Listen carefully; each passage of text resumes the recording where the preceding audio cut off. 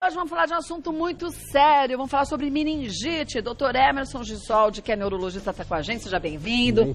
Como vai, tudo bem? Tudo bom. E comecinho do programa, eu comecei dizendo que muitas vezes as pessoas acham que estão com gripe e podem estar com algo mais sério. Sim. Não vão ao médico e aí a situação pode complicar, né, doutor Emerson? Sim, a meningite pode começar como uma gripe comum.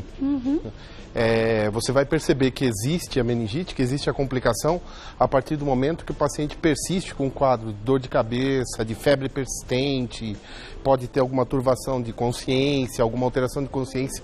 Então é importante que se procure o atendimento médico. Mesmo porque se a gente deixar chegar nesse estágio, em alguns casos pode chegar a óbito a doença, Pode ser grave. As meningites vão desde quadros simples, virais, benignos, que são tratados com medicação sintomática, até quadros mais graves, quadros bacterianos, quadros herpéticos, que são também um vírus, mas muito graves, e que podem levar o indivíduo a complicações e ao óbito. Olha, a gente vai começar com os nossos mitos e verdades. A ideia da gente não é te alarmar, não. Mas é te conscientizar que não dá para brincar quando o assunto é saúde, né, doutor Emerson? Sim. Há diferentes tipos de meningite. Sim, verdade, né? Pelo menos dois grupos, um quadro o viral e o bacteriano. Esses são os dois grupos principais. Dentre os vírus e as bactérias também há diferença dependendo do tipo de vírus e do tipo de bactérias. A gente destaca as mais graves, a meningite viral herpética e a meningite bacteriana meningocócica. Mas essa é uma fase do ano que a gente vê com mais frequência meningite? Sim, porque esses vírus e bactérias são transmitidos por via respiratória. Nessa época é a época que a gente fica mais confinado nos ambientes, e as crianças mais confinadas, os adultos, os idosos mais confinados, então a chance de desenvolver é maior. Vamos ver mais um mito ou verdade? A doença pode provocar sequelas como convulsões, perda auditiva e retardo cognitivo. Sim, é verdade. Né? Isso pode ser bastante grave, a doença. É importante que se alerte a população para o tratamento precoce, para o diagnóstico precoce. A doença pode ser muito grave. Vamos ver mais uma. Os vírus causadores da meningite podem ser transmitidos via alimentos, água e objetos contaminados. Sim, sim. Então é importante que se tenha os cuidados de higiene. O cuidado que a gente mais difunde de higiene é lavar as mãos. Isso é fundamental. Então lavar as mãos quando se está em algum ambiente onde as pessoas têm acesso, lavar as mãos é o cuidado fundamental. Quando a gente teve o aparecimento da gripe H1N1, a gente adquiriu esse hábito. Sim. Era uma coisa absurda. Você via as pessoas o tempo todo higienizando as mãos com álcool. Mas depois, infelizmente, isso cai na rotina e as pessoas deixam de se conscientizar. O pessoal esquece, né? E frequenta ambientes com muitas pessoas e onde as pessoas, uma maçaneta de porta, um lugar onde todo mundo põe a mão, isso é muito importante. O ônibus. E quer ver um hábito que a gente tem? Coçar o olho o tempo inteiro, coçar o nariz o tempo inteiro. Sim, você acaba transferindo os vírus de locais e acaba se recontaminando e contaminando outras pessoas. Né? Vamos ver mais um? É apenas diagnosticada por exames, estamos falando de meningite, né? A partir de amostras de sangue ou de líquido encontrado no cérebro e na medula espinhal. Sim, é importante que você faça os exames de forma adequada. Os exames incluem a coleta de líquor. A meningite tem um quadro clássico, com febre, turvação de consciência, alteração da consciência. Mas é importante que seja feita a coleta do líquor, então tem que ser feito os exames sim. Aí, gente, não é para ter medo de exame. Não. Porque aí vem aquelas pessoas que adoram também alarmar, né? Então. Porque dói demais, porque parece que vai morrer, você pode ficar paralítico. Então, meu mais novo teve uma cefaleia e eu fui o primeiro a defender que ele fosse coletado o líquor dele. Não é? E graças a Deus não era. Mas se fosse, eu saberia na hora. Então tem hora, gente, que a gente não tem que pensar, mas pode ser que doa. E não é também. Não, é um exame que se faz com tranquilidade, não necessita nem anestesia. Então. É um exame com uma punção única, é feito por um neurologista ou por um licorologista, um especialista só em coleta de líquor. Então é importante que se faça o exame. E a diferença entre você ter um diagnóstico correto e você correr o risco de ter uma sequela simplesmente porque não fez um exame simples, porque as complicações podem ser graves e o desenvolvimento do quadro pode ser grave. E rápido, né? Às vezes, né? Sim. Vamos ver mais um?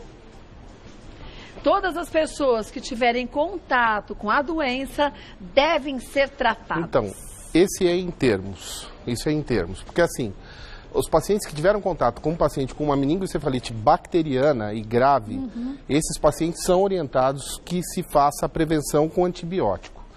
Nos quadros virais, a gente não orienta a prevenção, né? Porque, via de regra, a pessoa foi exposta ao mesmo quadro que os outros. Então, isso eu colocaria como mito mesmo. É caso a caso, né? É caso a caso e depende do médico. O que acontece é que ocorre uma histeria. Quando tem uma criança, por exemplo, com uma meningite, ocorre uma histeria no meio em que essa criança convive. Cada caso tem que ser analisado. Por isso, gente, a gente tem que seguir a recomendação, a orientação do médico que está tratando da gente, ou de um amigo, ou de um familiar nosso, né? Vamos ver mais uma? Tem mais uma? Se não for tratada a tempo, a meningite pode matar. Sim, é das doenças neurológicas uma das mais graves. Pode vir num curso bastante benigno, desde que o tratamento seja feito de forma precoce, mas pode levar o indivíduo a óbito. Pode ser muito grave se não tratada e é tratado de forma simples, com antibiótico e com antivirais endovenosos disponíveis na rede pública e na rede privada.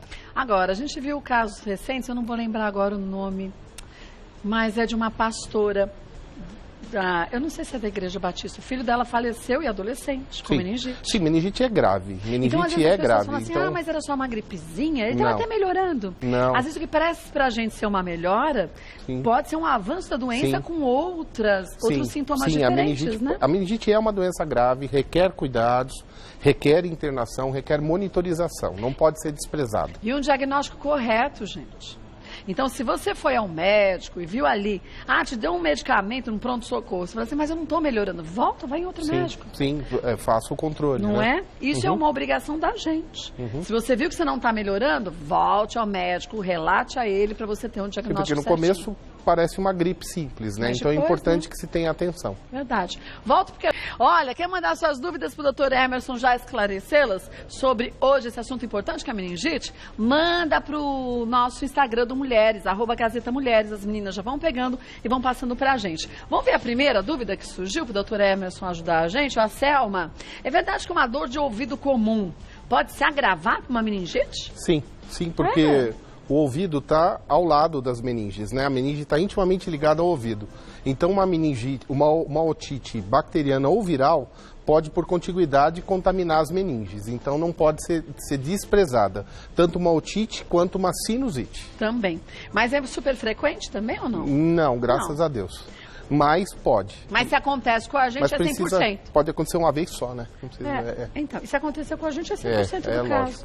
Então, às vezes a gente se pega, é comum, não é comum, mas o incomum pode acontecer com a gente, como acontece com o nosso vizinho, né, doutora Emerson?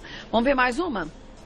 Tatiane, quem tem meningite pode apresentar manchas vermelhas no corpo e dores ao dobrar o pescoço? Quais são os sintomas principais? O principal sintoma é a dor de cabeça, a cefaleia, a febre, a dor no pescoço, a mobilização do pescoço. As manchas vermelhas podem indicar um outro quadro que está ou da própria meningite ou um quadro infeccioso que está dando uma reação, como se fosse uma reação alérgica. A mancha vermelha no corpo pode ser sinal de gravidade, porque a meningoencefalite herpética apresenta muitas manchas vermelhas. Então, esse doente já deveria estar no pronto-socorro. Agora, você falou em dor de cabeça. Existe uma dor de cabeça característica da meningite ou não? Geralmente é uma dor nova, né? Uma dor recente. Mas ela vem acompanhada desses outros sintomas. Não tem um padrão típico de dor. Não é latejante? Não tem um padrão típico. Não tem como definir um padrão específico. Tá. Vamos ver mais uma? Rafaela, a partir de quais exames podemos identificar sinais da meningite? Então, o exame de escolha é o líquor, é a coleta do líquido cefalorraquidiano que se coleta na medula. Mas assim, um paciente que apresente febre, que apresente um hemograma infeccioso, um hemograma com sinal de infecção, já é um paciente que deve no mínimo ter cuidados. O principal exame é o líquor. Tá. Vamos ver mais uma? Da Mônica, mesmo tomando a vacina, há possibilidade de pegar meningite? Sim, por causa das grandes variações de bactérias e vírus. A vacina pode não imunizar para todas as cepas.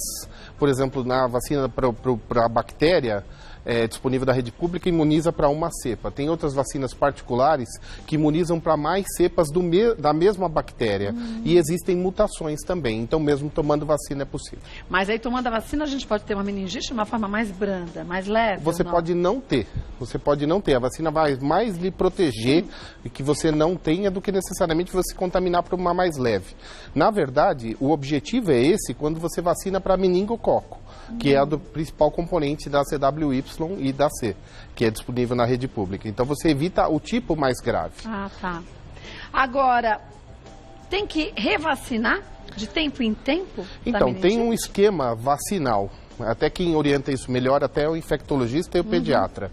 Tem um esquema vacinal para criança, que tem os reforços com 3, 5, 11, com 3, 5 e 12 meses, são os esquemas da criança, do reforço. Para os adultos que às vezes não tiveram esse esquema vacinal, você tem um esquema de dose, eu acho que é dose única, que é repetido. Aí com certeza o pediatra ou o infectologista vai orientar melhor. Mas o problema são as várias... uma vacinação elimina para aquele tipos, vírus, né? mas os outros tipos... Não. Volto e doutor Emerson, Emerson, que é neurologista, a gente hoje está falando sobre meningite, né? Tem muitas dúvidas ainda, vamos ver a próxima de quem é? Da Marta. Quem já está vacinado precisa se vacinar novamente? Então, a vacina da imunização é duradoura. A criança tem o esquema do reforço e o adulto ele tem o esquema de outras vacinas dependendo de outras imunizações. Se você vai se imunizar para mais do que uma bactéria. Então, teoricamente, uma vacina é suficiente. Agora, para um tipo... Para um tipo de bactéria ou vírus. E se eu quiser me proteger das outras tomar vacinas... os outros esquemas. A gente usa isso muito para quem tem meningite de repetição. Alguns desafortunados têm vários quadros de meningite de repetição. Como se tivesse uma propensão maior? É como se... Independente de uma causa. Tem gente que tem algumas fístulas que comunicam o espaço licórico com o nariz ou com o ouvido. Essas pessoas acabam fazendo infecções mais repetidas. Mas tem gente que não tem fístula nenhuma e acaba fazendo quadros de meningite de repetição. Os infectologistas, na maioria das vezes, repetem vacinações porque acreditam que essas pessoas não conseguiram ser imunizadas, mas é raro. Mas pode acontecer. Pode acontecer, né? então. Vamos ver mais uma. Isabel, pessoas com plaquetas baixas devido a uma cirrose podem ter meningite bacteriana? O problema da cirrose talvez nem fosse a plaqueta baixa. A cirrose vai comprometer o sistema de defesa do organismo. Então, o indivíduo com cirrose, ele é um hepatopata. Ele é um paciente que tem uma deficiência hepática. Então, esse indivíduo tem mais propensão a quadros infecciosos e a meningite também. Mas não só meningite, Não né? só meningite. Ele tem uma propensão a vários quadros infecciosos. Assim como outras doenças que dão uma baixa da imunidade, Que comprometem a imunidade. Por isso que pega os extremos, né? As crianças e os idosos, que com outras manifestações ou com outras doenças, eles têm uma baixa de imunidade. Ou pessoas que estejam fazendo tratamentos que também causam quimioterapia com uma baixa imunidade. Vamos ver mais uma? Karina, existe alguma forma de prevenção da doença? Lavar as mãos. Simples, né? Mas que a gente, infelizmente, não tem mais esse hábito que a gente tem que voltar a ter. Eu digo não tem mais, porque eu comentei ainda com o doutor Emerson, no tempo do H1N1... Todo mundo tinha atenção, né? A gente andava na bolsa, não é verdade? Com álcool em gel. Álcool em gel, Agora, e chegava nos lugares e falava assim, tem álcool em gel? Agora as pessoas facilitaram, né? Abaixaram a guarda. E é justamente o que a gente não pode fazer, né? Baixar a guarda. Vamos ver mais uma? Beth, tive meningite quando criança. Posso ter novamente ou já estou imune? Não pode, porque você teve um tipo. Você pode ter outros tipos na vida adulta. Agora é bom lembrar, gente, primeiro, né, que a gente tem que ficar atento aos sintomas. Vamos repetir, doutor Emerson, os sintomas? Principalmente dor de cabeça, uma dor atípica e comum, febre e qualquer turvação de consciência, qualquer alteração de consciência.